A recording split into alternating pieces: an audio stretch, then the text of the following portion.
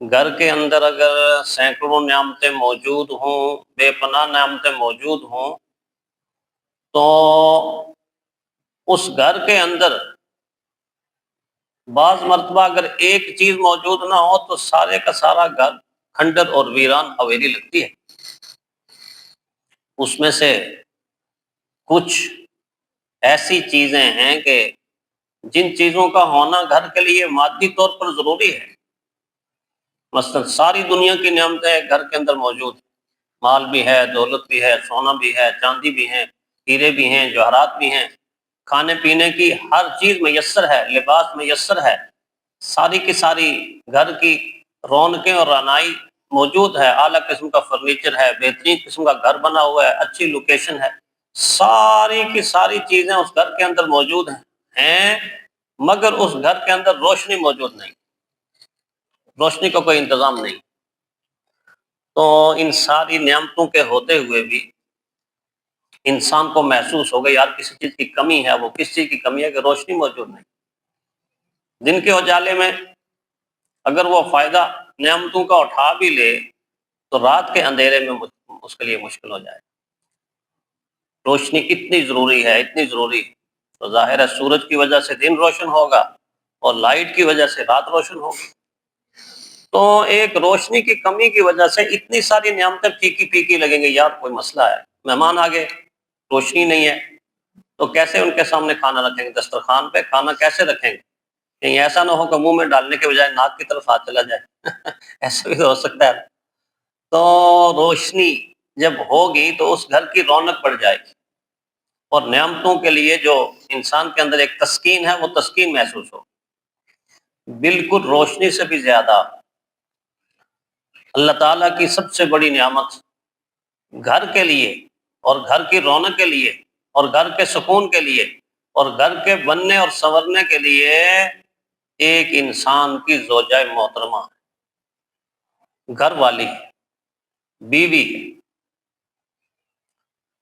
اس کو اللہ تعالیٰ نے گھر کی ملکہ بنا کر بھیجا ہے، یہ گھر کی بادشاہ ہے۔ خامن چاہے جتنا بھی لائق ہو، جتنا بھی محنتی ہو، اگر گھر کے اندر کا نظام اس کا ٹھیک نہیں ہے تو وہ ساری زندگی خود سکون محسوس نہیں کرے گا۔ سکون اور راحت اسی کو حاصل ہوگی کہ باہر کے کاموں سے تھکا ہوا آئے اور گھر کے اندر جب آئے تو اس کو محسوس ہو کہ میں اپنے گھر میں آ گیا ہوں، اس کو سکون ملے، اس کو راحت ملے، اس کو اطمینان ملے۔ اور سکون اور راحت اور اطمینان کے لیے نیک بیوی کا ہونا بہت ضروری ہے۔ نیک بیوی اللہ کی نعمتوں میں سے بہت بڑی اور بہت اونچی اور بہت قیمتی نعمت، بہت قیمتی نعمت۔ اللہ تعالیٰ نے اس نعمت کا تذکرہ جنت کے حوالے سے کیا۔ اس آیت کے اس حصے میں، اس جملے میں جو آیت کا آخری جملہ ہے اس کا تذکرہ کیا۔ ایک تو یہ کہ انسانوں کو بتایا کہ یہ کتنی بڑی نعمت ہے، اور دوسرا یہ چیز بھی بتائی کہ وہ بیویاں جو جنت کی بیویاں ہوں گی ان کی صفات کیا ہوں گی، ان کی خوبیاں کیا ہوں گی، ان کی عظمت کیا ہوگی، یہ چیز بھی ساتھ بتائی۔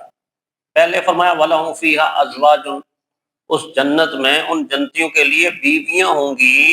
یہاں بیویوں کے لفظ سے بعض مرتبہ لوگ گھبرا کے، اور خاص کر خواتین، وہ گھبرا کے عجیب و غریب مخمصے میں پڑ جاتی، عجیب و غریب مخمصے میں پڑ جاتی۔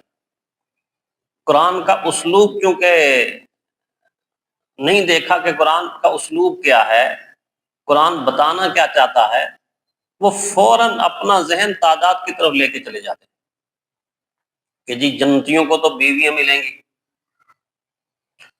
تو مردوں کو بیویاں ملیں گی، عورتوں کو کیا ملے گا؟ تقابل کر لیتے ہیں، مقابلے پہ مرد کے سامنے خاتون کو لے کے تقابل کر دیتے ہیں۔ پہلی بات تو یہ ہے کہ جو تم سمجھے ہو وہ اللہ بتانا ہی نہیں چاہ رہے۔ اس آیت کے اندر، اس آیت کے اندر جو تم سمجھے ہو وہ اللہ نہیں بتانا چاہ رہے۔ اللہ بیویوں کی تعداد یہاں بتانا ہی نہیں چاہ رہے۔ اور نہ یہاں تعداد ذکر ہے۔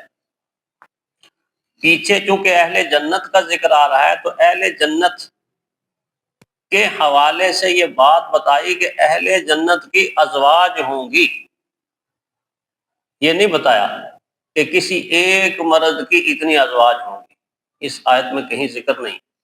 صرف ازواج کا ذکر سن کر لوگ پریشان ہو جاتے ہیں کہ بہت ساری بیویاں ہوں گی تو بنے گا کیا، لیکن دیکھا نہیں کہ پیچھے مردوں کا ذکر ہے، اور بہت سارے مرد جب ذکر کیے جا رہے ہیں تو عورتیں بھی بہت ساری ہونی چاہیے یا ایک ہی ہونی چاہیے؟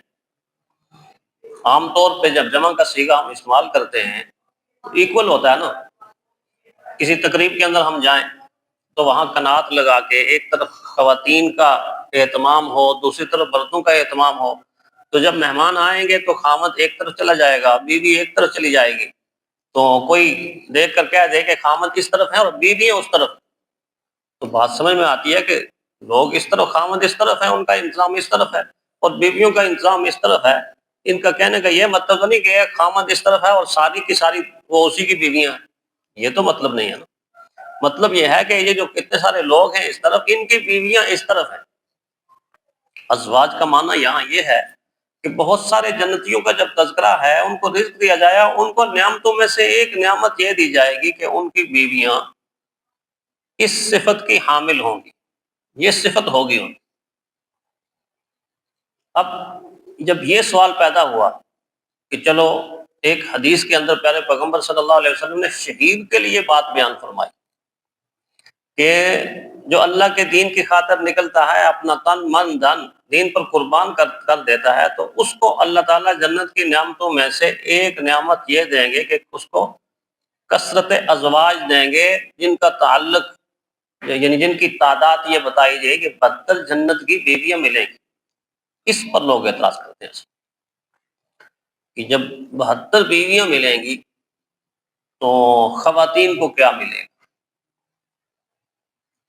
اس کا جواب قرآن حکیم نے خود دیا ہے اور بڑے پیارے انداز میں دیا ہے۔ وہ جواب کیا ہے کہ جنت کے اندر وَلَكُمْ فِيهَا مَا تَشْتَهِي أَنفُسُكُمْ وَلَكُمْ فِيهَا مَا تَدَّعُونَ، تمہارے لیے جنت میں ہر وہ چیز ہوگی جس کو تمہارا جی چاہے گا، جس کو تمہارا جی چاہے گا، اور تمہارے لیے اس میں ہر وہ چیز ہوگی کہ جس کو تم طلب کرو گے۔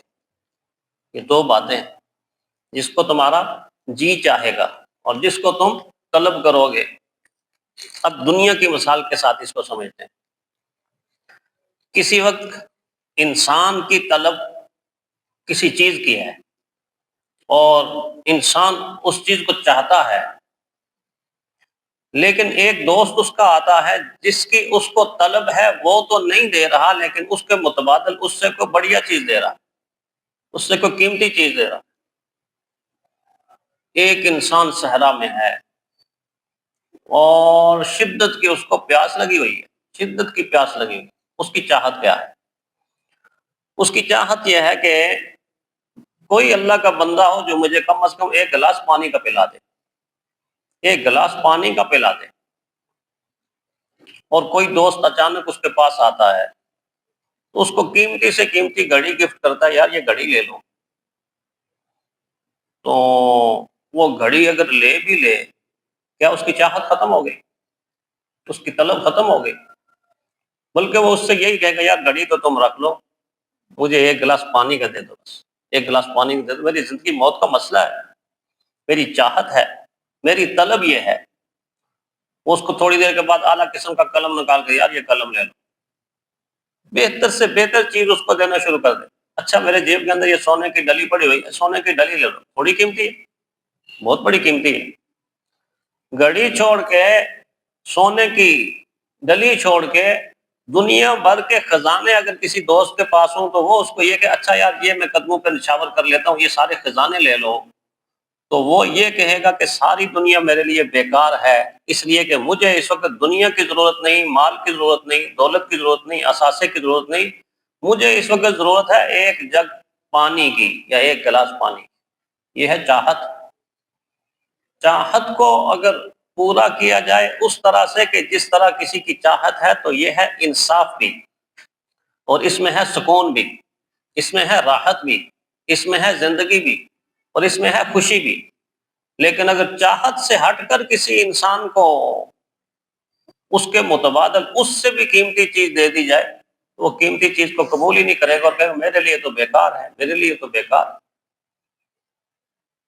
جنت کے اندر چاہت انسان کی تبدیل ہو جائے گی، چاہت انسان کی بدل جائے گی، اور خود پیارے پیغمبر صلی اللہ علیہ وسلم نے فرمایا کہ وہاں خاتون کی چاہت کیا ہوگی، خاص کر اس ازدواجی معاملے میں خواتین کی چاہت کیا ہوگی۔